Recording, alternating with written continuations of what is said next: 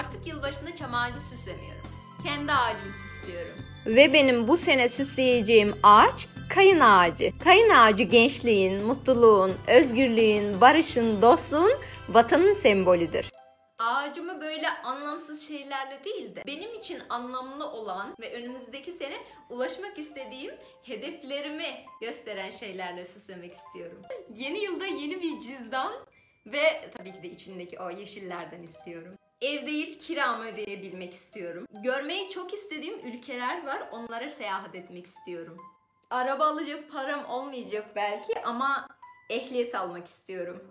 Sağlıklı bir ilişki istiyorum bu yeni yılda. İnşallah olursa, pek sanmıyorum ama inşallah zengin olursam bu senenin sonuna kadar bir tane kamera istiyorum yani vloglarım için. Yazın şıkıdım şıkıdım o mis kokan kız olmak istiyorum. Tabii ki de bu sene mezun olacağım. O yüzden evet, kepimi de buraya ekliyorum. Peki ağacımın en tepesine ne koyacağım?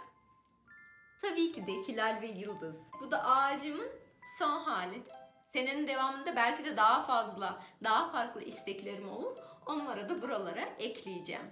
Şu anda yüksek lisans okuyorum ve en sevdiğim yüksek lisans hocamın dediği gibi dilerim bütün uğraşlarında seni mutlu eden sonuçlara ulaşırsın. Ben de hepinize bunu diliyorum. Mutlu yıllar.